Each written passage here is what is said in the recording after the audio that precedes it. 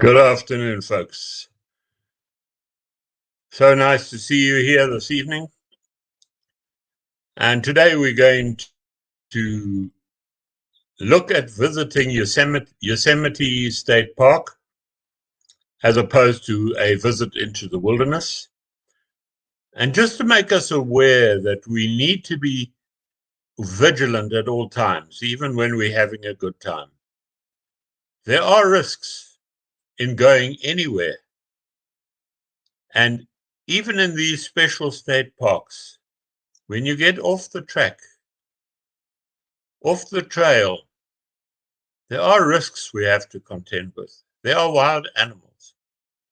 And so I want to share with you a video which will outline those risks and make some suggestions as how to deal with them. So we'll kick off straight away with the video, and then we'll do a breakdown of that video with analysis. Enjoy the video.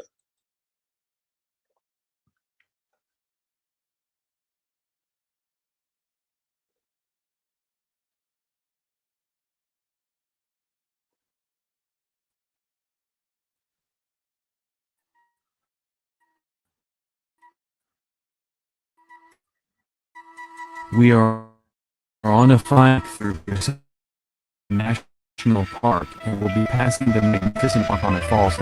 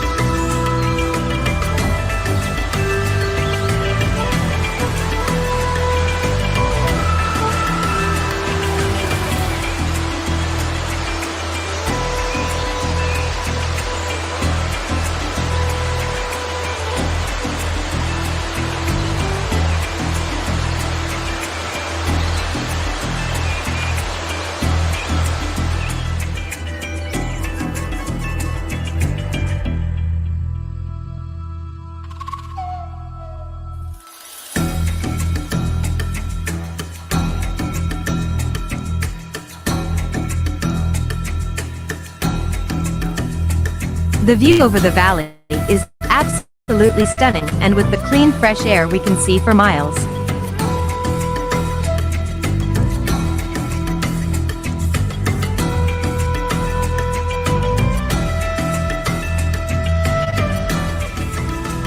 Paul has sprained his foot and is in a great deal of pain. How are we going to get him back to our vehicles? Last week, I came across this guy Ask Hoggy, and he was talking about being prepared for our adventures. Guess I should have listened and joined his webinar. You may well climb to the highest point in our vicinity, but I doubt that you will get a signal on your phone to call for assistance.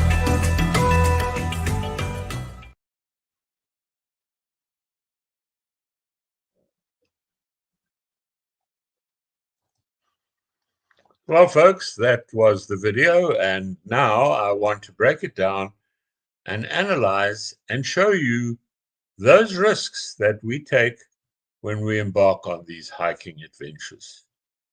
And it's not only the case where one goes to places so remote. Here we are in a place where there's a lot of activity.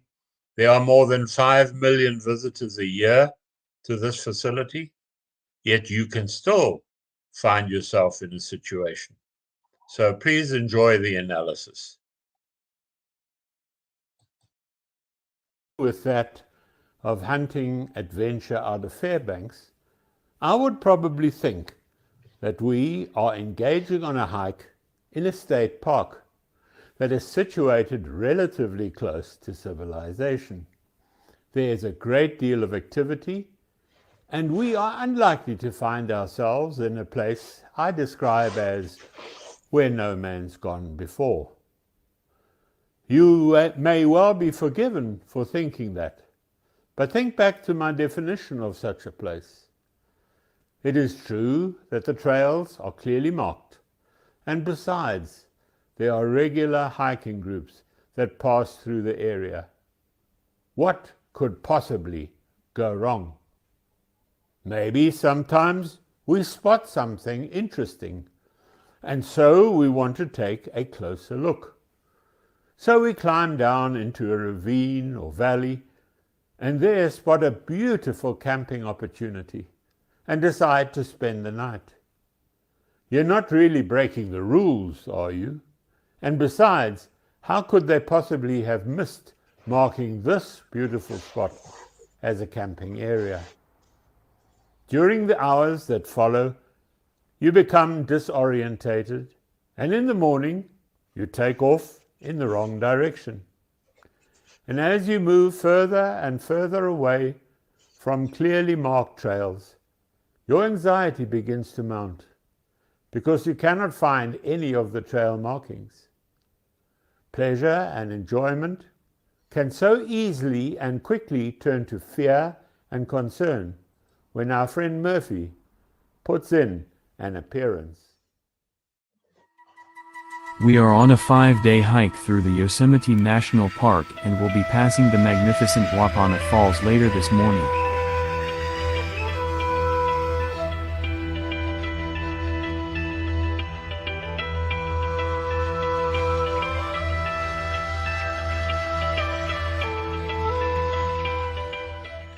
So as you find yourself in a place where no man's gone before, your perspective suddenly changes. On a 5-day hike, for example, you can find yourself 2 days walk away from your vehicle or ranger station. And so it remains important to appoint a family coordinator who has your back and checks up on you for just in case something goes wrong, and you don't arrive back at your vehicle and ranger station as planned. It may very well be that you don't wish to impose on others when undertaking such an adventure, but believe me that when something goes wrong, you will realize the importance of such precaution. Please take my advice seriously when undertaking any adventure to ensure that your family and friends can rather attend a welcome home party than to attend a funeral. It is so exhilarating to walk through this forest enjoying the sounds of nature that surround us.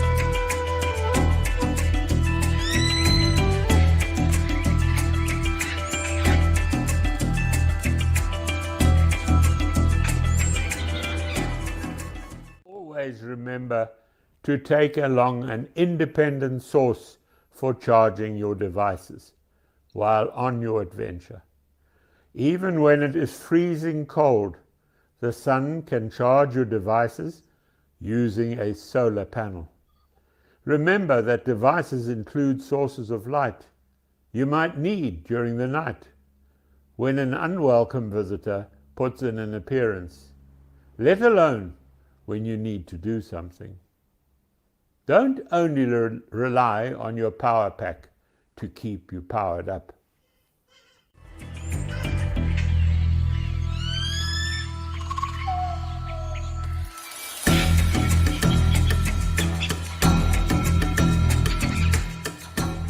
When it comes to navigation, it is important to have as many backup options as possible, as it is a critical element if you wish to stay alive on your adventure. If you have no idea in which direction you should move, then the danger is that you begin moving in circles and getting nowhere. Don't rely solely on the map on a single device, as devices, rare as it might be, can sometimes fail. Ensure all members of your group have downloaded the map of your area of operation, including, where available, a topographical map of the area you are hiking in, as would be the case with Yosemite. Although you are in a popular tourist destination, it remains a good idea to have a GPS with you, on which you have clearly marked all places of interest, both within Yosemite itself, but also bordering the state park. So when something goes wrong, you can head directly to the nearest point of support and assistance, if it is a matter of life or death, even if you have to break park rules to do so. Never forget that you only have that one life, and you need to protect that at all costs.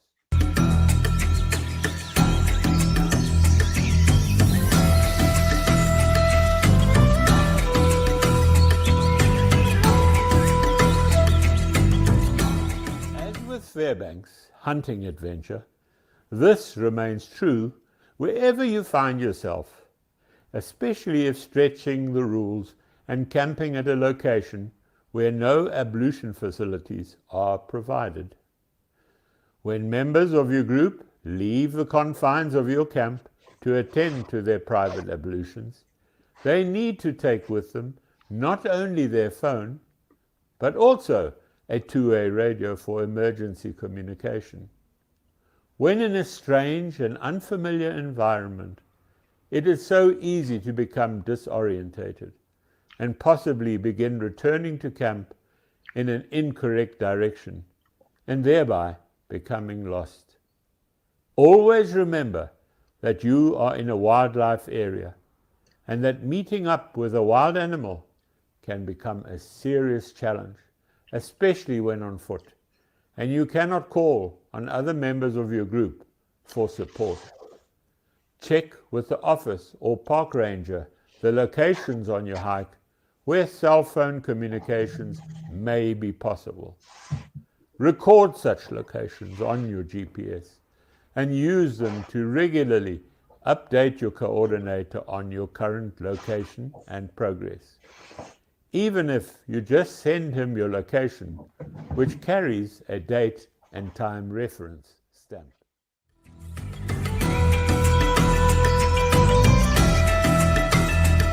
It is our feet that suffer the most, so every evening we go through the massage session to keep us going. But the pain we suffer is worth it. When it comes to health issues, this is always important on any kind of adventure and wherever you might be going. So forgive me for repeating this important information.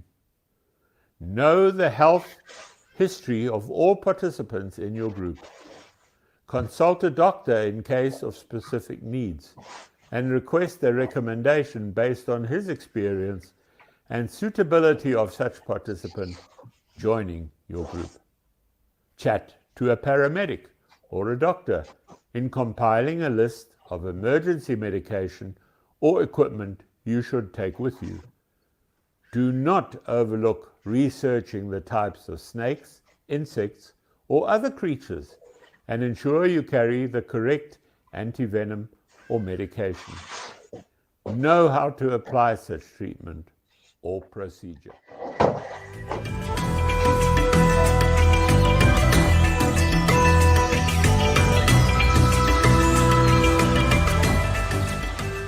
Potable water is an essential commodity you cannot survive without.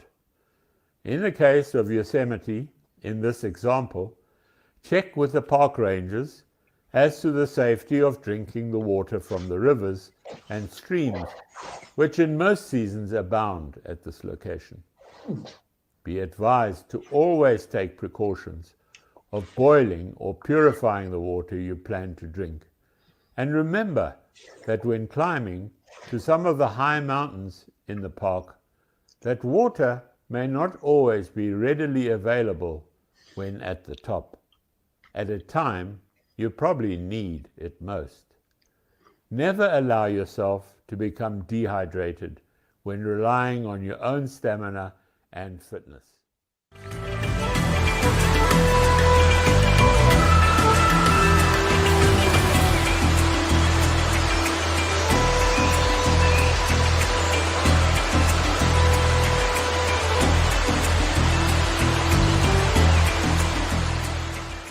When on foot and in a hiking situation, you still need to plan carefully when it comes to which tools and equipment you take with you. Clearly, when hiking, weight is an important consideration, and your requirement for tools and equipment are very different from when on a driving adventure. Nothing worse than having a bottle of wine with you, but find you don't have a corkscrew to open it, or tins of food which you cannot open because no one has bought a can opener. All sound so logical, but you have to go through the process to ensure that you have what you need.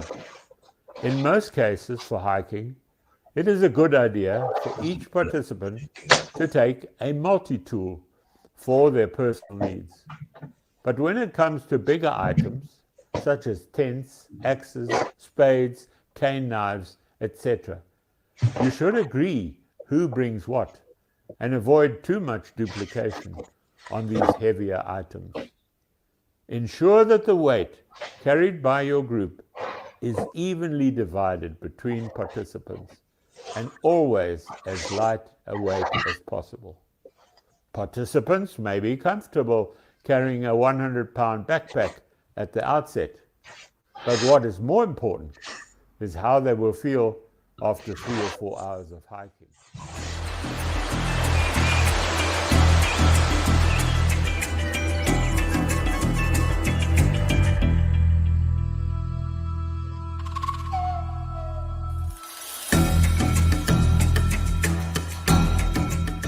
Clothing is also extremely important in whatever adventure you are participating in.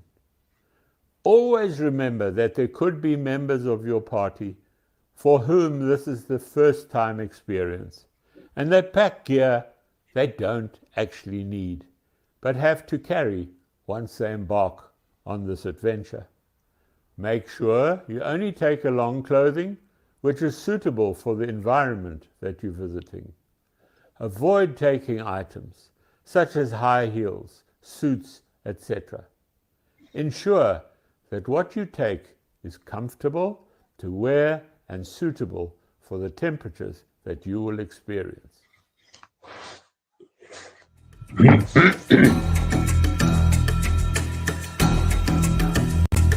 The view over the valley is absolutely stunning, and with the clean, fresh air we can see for miles. When it comes to hiking adventures, fitness plays a major role. Plan and prepare well in advance so that participants can train beforehand to ensure that they are not a handbrake to others. You need to accept that the pace of your progress is determined by the slowest member of your group. Keep together and stay together, especially if there are wild animals about.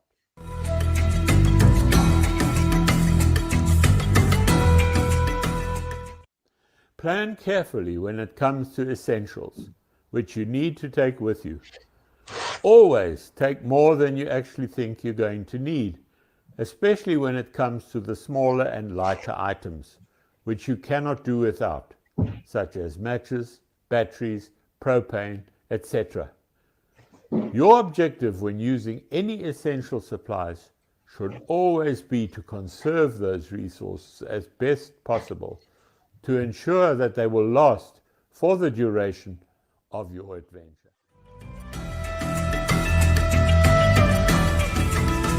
Paul has sprained his foot and is in a great deal of pain. How are we going to get him back to our vehicles? Last week, I came across this guy, Ask Hoggy, and he was talking about being prepared for our adventures. Guess I should have listened and joined his webinar. You may well climb to the highest point in our vicinity, but I doubt that you will get a signal on your phone to call for assistance. The main objective of your adventure should be to ensure that you stay alive and return safely to your family and loved ones, always ready and prepared for your next adventure. We should never embark on an adventure without taking the utmost care in our research and planning to give us the best possible chance of survival. There are so many things that can go wrong on such adventures when Murphy throws us a curved ball, and we must therefore always strive to have a Plan B strategy in mind for when it happens. Well, that's it, folks. I hope you enjoyed that video. I hope it gives you some direction and assists you with your next visit to one of the state parks. We must always be vigilant. We must always be careful because our lives are important, not only to us, but to our families, our loved ones, and our business associates. Take care, folks, and have a good evening. Goodbye for now.